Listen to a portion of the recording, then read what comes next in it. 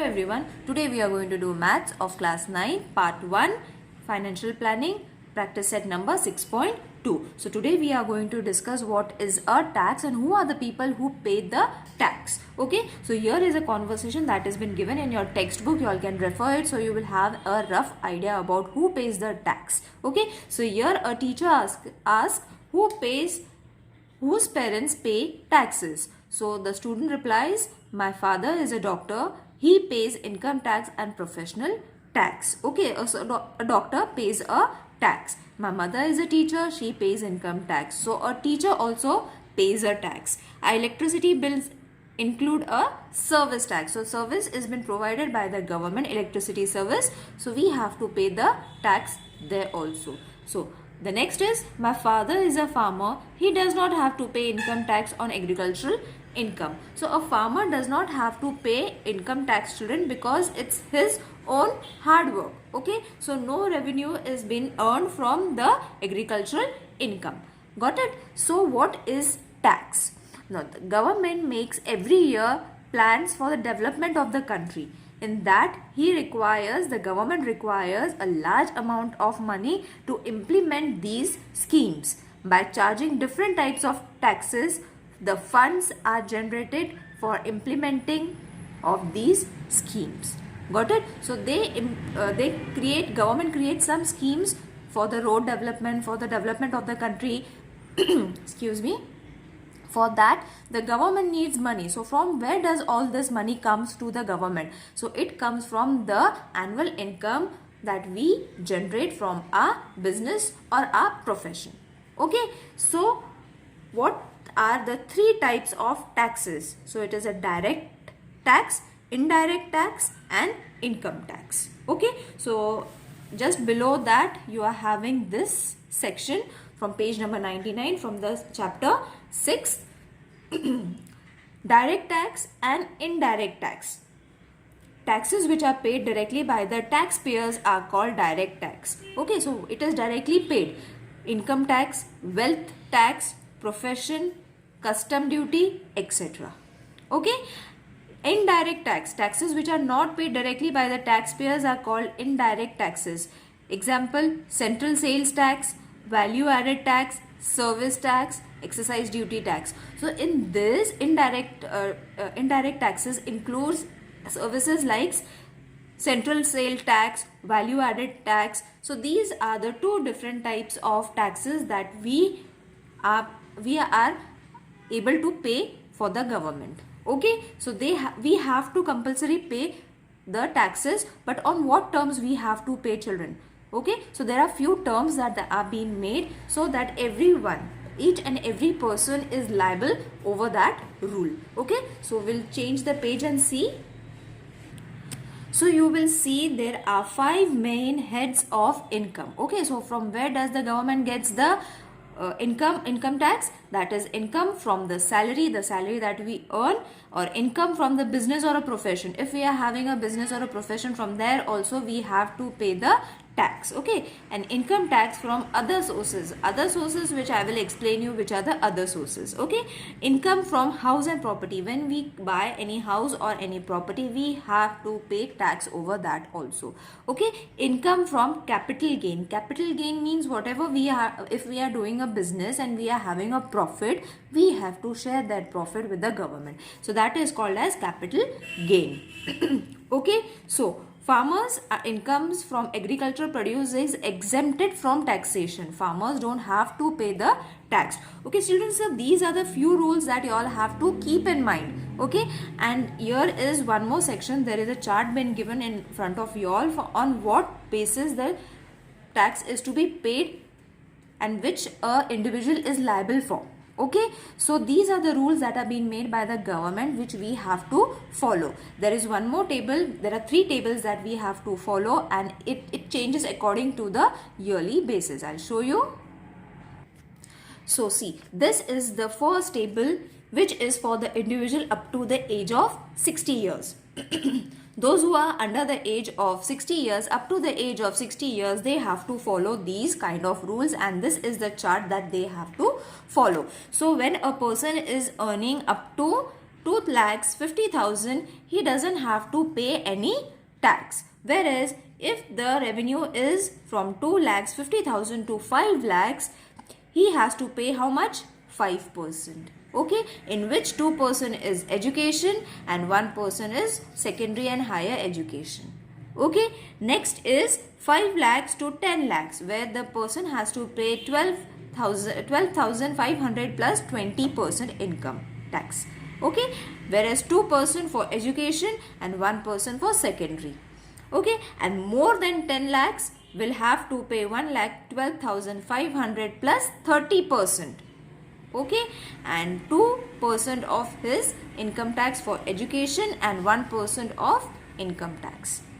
Got it, children? So this is the chart that we have to follow for the age up to 60 years. Now there is one more chart for the age of 60 to 80 years. So these are very important chart, because from this chart only we are going to answer our questions. Okay, so up to the age of 60 to 80 years, they are known as senior citizens. So senior citizens whose yearly income is up to 3 lakhs, they don't have to pay any tax. Whereas 3 lakh to 5 lakhs is liable for an income tax of 5%, 2% education and 1% secondary and higher education. Okay, then 5 lakh to 10 lakh is supposed to be for 10,000 plus 20 income tax, 2% for education and 1% for secondary education. And more than 10 lakhs is supposed to be 1,10,000 plus 30%, 2% for education and 1% for senior and higher education. Okay, so I hope these two charts are clear. There is one more chart, I'll explain you. So this is the third chart, children, that is for super senior citizens who are above the 80 years. Okay, who are above 80 years, they are super senior citizens. So how much is their income? If they are having 5 lakh income, then they don't have to pay the tax. From 5 lakh to 10 lakh, 20% of income tax, education 2%, secondary and higher education 1%. Okay, and more than 10 lakh, 1 lakh plus 30%, 2% education, 1% secondary higher education. So these are the tables that you have to remember. The percentage you all have to remember. That's it. Nothing else you all have to remember. So let's start with the exercise so that this concept will be more clear to you all. So the first is they have given a chart and we have to observe the given table, check and decide whether the individual have to pay income tax or no. So first we have to see what they have given. Okay, so here is Miss Nikita. Okay, her age is 27 years. Okay, and her taxable income is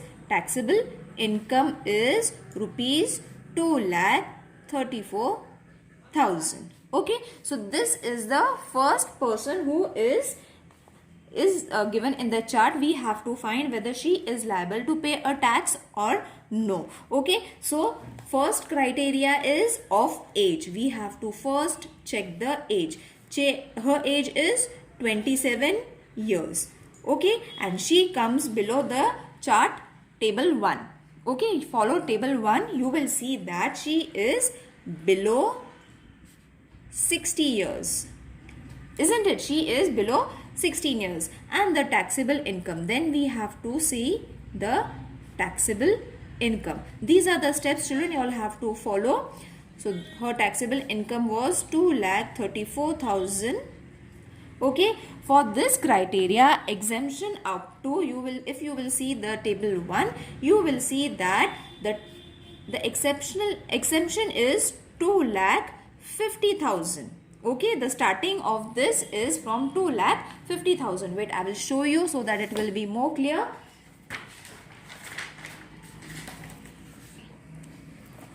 See, table 1, the person has to start with its income from 2,50,000. If it starts from 2 lakh, then only we have to pay the tax, or we don't have to pay the tax. And she is having 2,34,000. So it is less than 2,50,000, isn't it? So for this criteria or for this category, exemption up to rupees 2,50,000. Okay, you don't have to write table 1 or table 2 over here. So income tax, income less than rupees 2,50,000. Okay, so her income is less than 2,50,000. So you have to underline it, and therefore Miss Nikita will not have to pay income tax. Why she doesn't have to pay income tax, children? Because her income is less than 2,50,000. Okay, now next, in this way only you all have to write for the other members also. Okay, so the second is Mr. Kulkarni. Okay, and his age is 36 years. Okay, and how much rupees he earn? That is 3,27,000. Okay, so over here we can see that he also comes in the table of 1. Okay, because he is under the age of 60 and he is earning something rupees 3,27,000, isn't it? So it will come in between this range, isn't it? From 2,50,000 to 5 lakh, it will come in this range. So how much is the tax that he has to pay? We have to check from this second table. Okay, so he will have to pay the tax, isn't it? So what we have to say? Income more than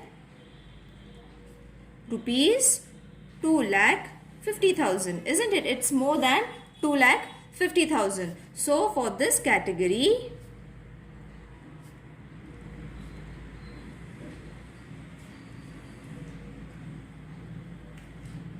exemption up to rupees 2,50,000. Okay, therefore Mr. Kulkarni will have to pay income tax. Okay, and underline this statement, children. It's more than 2,50,000. Therefore, Mr. Kulkarni will have to pay the income tax. I hope this sum is clear to you all. I will explain you the next sum, that is the third sum, which is Mrs. Mehta. If there is any query, children, please let me know in the comment section. Miss Mehta, her age is 44 years and her income is rupees 5,82,000. Okay, so from here we can say that taxable income is there. Her taxable income is this much. Okay, so her age is 44. So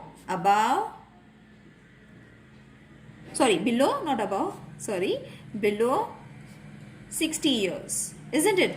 So her first criteria is completed, that she is below 60 years and she is having income more than rupees 2,50,000, isn't it? Her income is 2,50,000. Her income is more than that, that is 5,82,000. Okay, so in which category will she come first? For that we will again check the table in which criteria she is coming. So see, she is under the table 1 only. Okay, because she is up to the age of 60 and her income was 5,82,000. So she is coming under this criteria, children. Okay, that is 5 lakh to 10 lakh criteria she is coming. So what we have to say is, if she is having more income and her taxable income is rupees 5,82,000. So what we have to write it as per the first table, referring from the first table, we can say that Miss Mehta is liable to pay income tax. Okay, or she will have to pay the income tax. Is it clear? Now the fourth one is Mr. Bajaj. I hope now you all have understood it. Age 64 years and taxable income 8,40,000. Okay, so over here his age is 64. So age for 64 means he will not come in this criteria. He will not come in this criteria. In which criteria he will come, children? He will come in the table 2. Okay, because his age is 64 and 60 to 80 are senior citizens. So he is included, Mr. Bajaj is included in this criteria. Okay, and his income is how much? 8,40,000. Okay, how much is his income? 8,40,000. So where will his criteria come? In the second table, isn't it? From 5 lakh to 10 lakh criteria he will be included. So he will have to also pay the tax, isn't it? Why he will have to pay the tax? From the table 2 he will have to pay the tax according to the rules given from the table 2. So how are you going to write this? Taxable income is supposed to be rupees 8,40,000. Okay, so for his criteria, exemption up to rupees 3. Exemption up to 3 lakhs. So refer the textbook. You will see exemption means he doesn't have to pay the tax if it's 3 lakhs. Okay, under 3 lakhs he doesn't have to pay the tax, but his income is more than 3 lakhs, that is 8 lakhs. Therefore exemption up to rupees 3 lakhs is been given as per table 2. Okay, so therefore Mr. Bajaj have to pay income tax. I hope you all are understanding it, children. It's very easy. Just follow the table. Next. So the next one is Mr. De Silva. Okay, his age is 81. So he is going to come under super senior citizen. So table number 3 you all have to refer. Okay, and his taxable income is 4,50,000. Is it clear? Okay, so from that we can say that his taxable income is, if you follow the table you will see that his taxable income is rupees 4,50,000. Okay, so under 4,50,000 he doesn't have to pay the tax, isn't it? And he is having the same amount. Okay, so for that refer the page number 103. Okay, 103 table number 3, you will see that it's up to 5 lakhs. Okay, and his income is something 4,50,000. So what we have to say that exemption up to 5 lakh is been given for the super senior citizens from the table 3rd. So income is less than rupees 5 lakhs, isn't it? Because his income is 4,50,000. Therefore Mr. De Silva will not have to pay income tax. Got it? Now let's move to the problem sum, children. So in this question, Mr. Qatar Singh, age 48. Okay, his age is 48. See, the first thing that they have given is 48. Works in a private company. His monthly income after deduction of allowance is rupees 42,000. and every month he contributes rupees 3,000 to GPF. He also brought rupees 15,000 worth of NSC, that is National Saving Certificate, and donated rupees 12,000 to PM's Relief Fund. Compute his income tax. Okay, so we have to calculate all the income, from income to how much he has contributed in the various fields we have to calculate, and then we have to show how much income tax he has to pay. So this is very easy, children. First, total yearly income. Okay, first, in whole year, in 12 months, how much does he earn? For 1 month he earns 42,000 into 12 months means how many? That is going to be rupees 5,04,000. Okay, so first yearly income, then total deduction. Total deduction means he is involved in various activities, that this GPF, donation, this 12,000 PM relief fund, everything is to be calculated. Okay, so GPF rupees 3,000 per month. Okay, so for 12 months how much?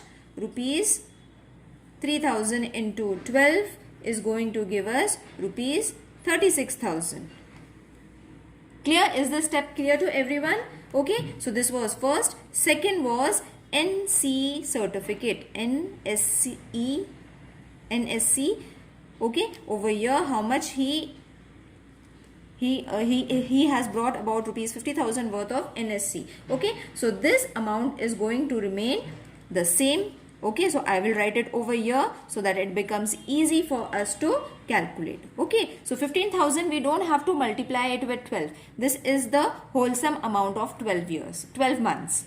Okay, so first we calculated the total salary, then GPF, okay, then NSC, that was this. Now the donated amount is left. So third he was involved in is donation. You all can write donation. How much he gave? 12,000. Okay, so we are having 3 amounts, children. Okay, so 3 amount we need to add it. Okay, so when you add it, you are going to get the amount as total taxable income. For this is going to be, okay, so we have to add this, in which this amount is his personal saving account and this he has donated to the government. Okay, so what we have to do is we have to add this and add this differently. Okay, so I'll show you how. So again I will write it over here so it will be clear. So GPF, how much was the amount? Rupees 36,000, isn't it? Then for NSC, that is 15,000. Okay, so first we need to add this because this is his personal saving. Okay, so this will give us 51,000 rupees. Okay, and PM's fund we will be adding it separately, children, and where we are going to add it I will show you. So the next step is going to be total taxable income is rupees 50,400. So this was his total yearly amount. Okay, so this is the first thing that we have to write. This is his total income minus 51,000, which is his savings, plus 12,000 over here we have to add it because this he has donated to the government. I hope this is clear to everyone. This step is the main. If you get this step, man, everything else is sorted. Okay, children. So over here, now just the addition and subtraction you all have to do. This is going to remain as it is. First we will add this. So it will give us 63,000. Okay, when you subtract it, you will be getting 4,41,000. Okay, so this is the taxable income that he has to pay. Okay, and his total the income is less than 5 lakhs. Okay, so no tax up to the 2 lakhs, that also we have to write it. This income is less than rupees 5 lakhs. Okay, this amount is less than 5 lakhs, isn't it? And we don't have to pay no income tax up to rupees 2,50,000, isn't it?